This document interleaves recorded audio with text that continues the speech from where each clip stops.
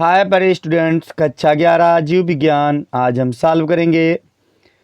चलिए आज हम कक्षा 11 का जीव विज्ञान सॉल्व करते हैं जो त्रैमासिक परीक्षा के लिए वेरी इंपॉर्टेंट है।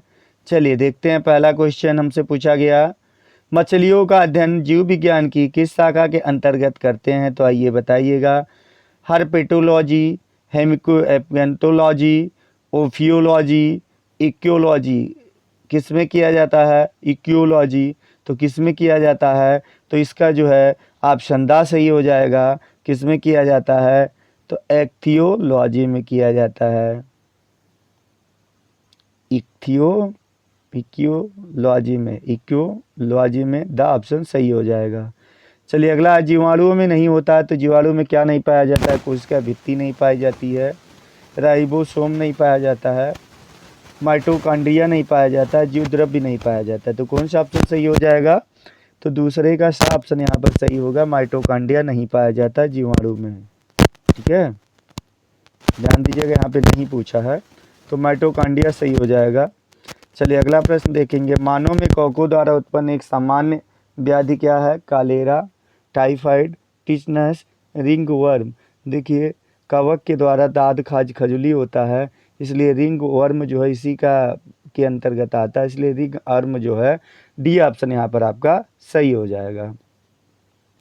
चलिए अगला क्वेश्चन हमसे पूछा है, निम्न में कौन सा ब्रायोफाइटा मृतोपजीवी है? इसमें से कौन सा ब्रायोफाइटा जो है मृतोपजीवी है? ठीक है, तो कौन सा है? चलिए बताइएगा चौथे का कौन सा ऑप्शन सही होने वाला है? तो चौथे का आ सही हो जाएगा। ठीक है, प्यूनेरिया किसका है? प्यूनेरिया, इसलिए आ ऑप्शन यहाँ पर सही हो जाएगा। ठीक, प्यूनेरिया।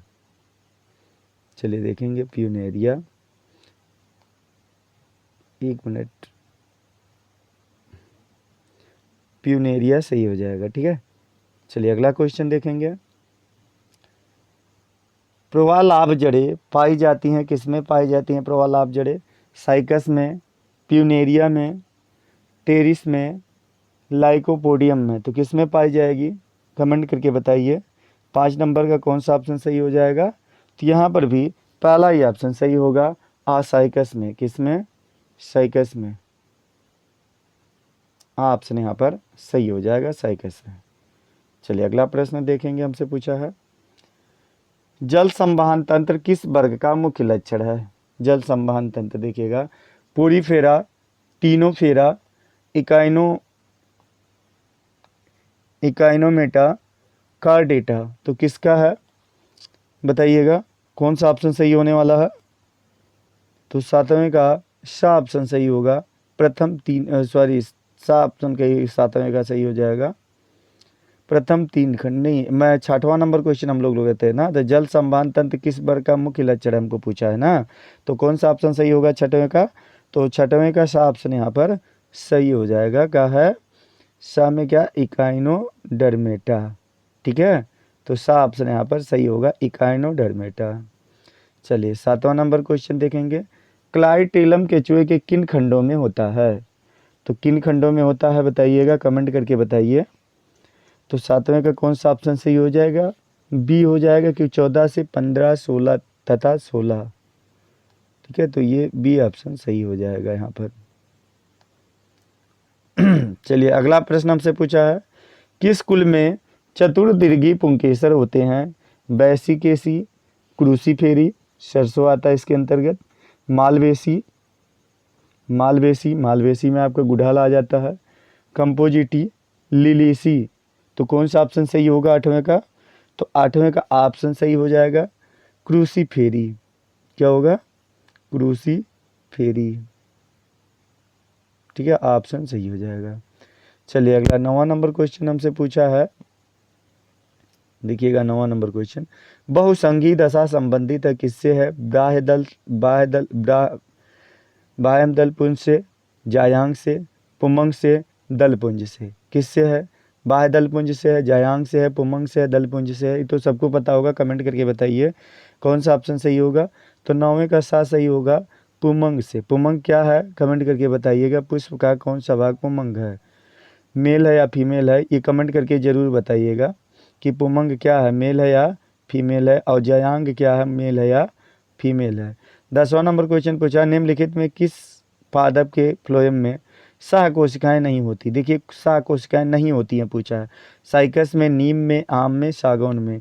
तो 10वां का कौन सा ऑप्शन सही हो जाएगा, इसको सभी बता सकते हैं बिना देखे।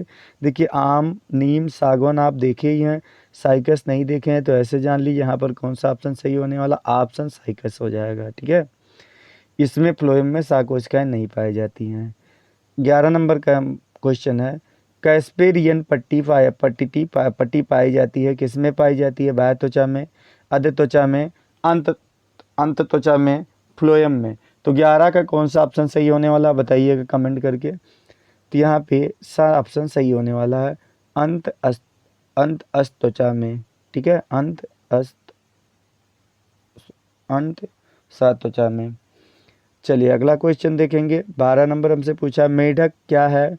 तो मेढक मांसाहारी है, शाकाहारी है, सर्वाहारी है, फलाहारी है। आपने देखा होगा कि मेढक जो है मिट्टी भी खाता है और मेढक जो है मांस भी खाता है, सॉरी जीव भी खाता है। ठीक है, तो इसलिए कौन सा ऑप्शन सही हो जाएगा 12 का, तो 12 का आ सही हो जाएगा।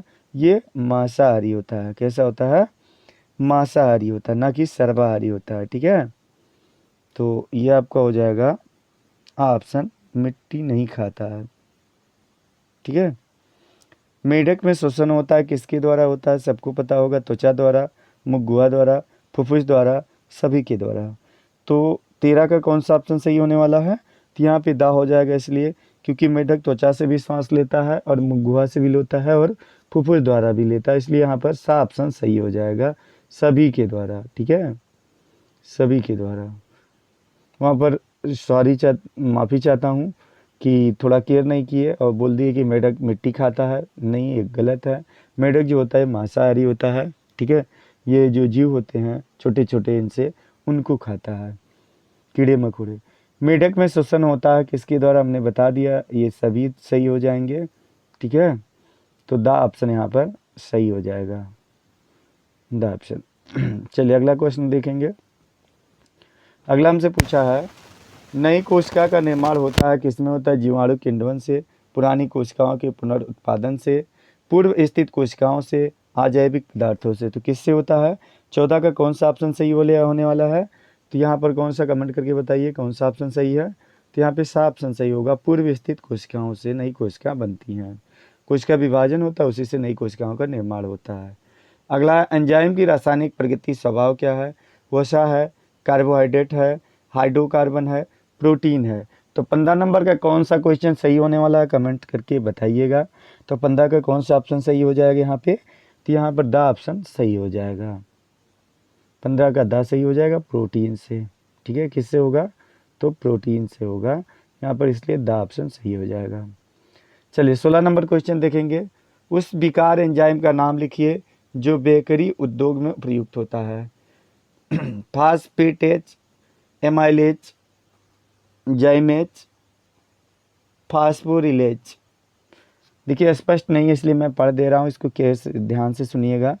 तो 16 नंबर का कौन सा क्वेश्चन सही होने वाला है, तो यहाँ पर आप बताइएगा कमेंट करके कौन सा ऑप्शन सही है। तो यहाँ पे सा ऑप्शन सही होने वाला है, जाइमेज से। ठीक है, 16 का क्या हो जाएगा, जाइमेज से। ठीक, चलिए अगला क्वेश्चन देखेंगे। 17 नंबर क्वेश्चन देखेंगे। 17 नंबर क्वेश्चन हमसे पूछा है, वे कोशिकाएं कौन सी है जिनमें सेंडोल नहीं होता।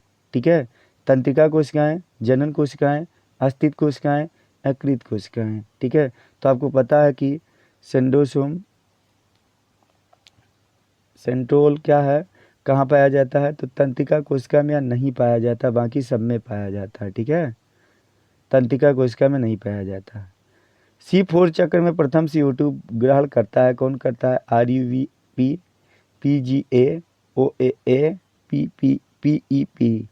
कौन सा ऑप्शन सही होने वाला है, तो 18 नंबर का जो क्वेश्चन होगा या आ नंबर का सही हो जाएगा, RUVP।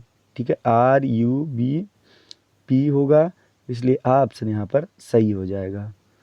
चलिए अगला क्वेश्चन हमसे पूछा है, चक्रीय प्रकाश फास्फोरिलीकरण में उपयोग होता है, क्या होता है, PS1, PS11, PS1 और PS11, इनमें से कोई नहीं, तो 19 का कौन सा ऑप्शन सही होने वाला है?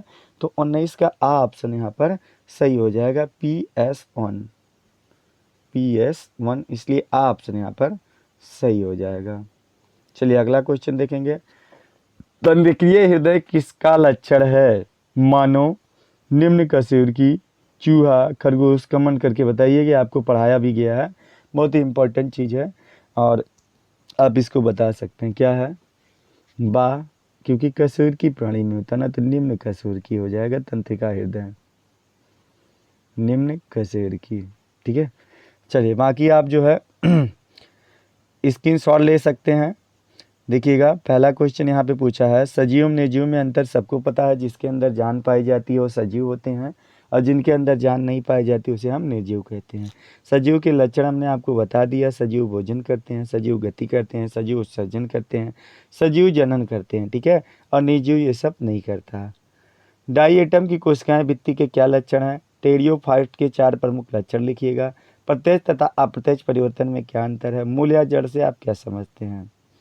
ठीक है, इसके विभिन्न लक्षण भी लिखना है, ध्यान दीजिएगा, देखिएगा। चलिए अगला क्वेश्चन हमसे पूछ लिया इसी में, जाइलम तथा फ्लोएम को जटिल ऊतक क्यों कहते हैं? सवालों के वर्गीकरण का क्या आधार था? राइबोसोम की संरचना तथा कार्य लिखना। प्रकाश संसर्ग को प्रभावित करने वाले बाह्य कारकों को बताना है। ठीक है, ध्यान दीजिएगा। देखिए यहाँ पे जंतु कोशिका तथा वनस्पति, आपका जंतु कोशिका तथा वनस्पति है, गा में आ देखिएगा, कोशिका है जो स्पष्ट नहीं है। 5 का कहा, मेढक की तंत्रिका तंत्र का सचिव वर्णन कीजिए। एंजाइम के विभिन्न प्रकारों का वर्णन कीजिएगा। 6वां नंबर क्वेश्चन, स्थूल ऊतक तथा दृढ़ ऊतक में अंतर लिखना है। ठीक है, दृढ़ ऊतक में अंतर लिखना है, स्केलन काइमा। ठीक है, रेखांकित चित्र सहायता से निम्नलिखित की संरचना का वर्णन करना है, चाहे केंद्रक का कर दीजिए चाहे थारक काय का करिए, जो आपकी इच्छा हो उसको कर सकते हैं, क्योंकि एक ही का पूछा है, सॉरी एक का नहीं, रेखांकित चित्र की सहायता से निम्नलिखित संरचना मतलब दोनों का पूछा है, इसलिए दोनों करना होगा। रुधिर के कार्यों का वर्णन कीजिएगा, यकृत का कार्य लिखिएगा, दोनों में एक कोई भी कर सकते हैं।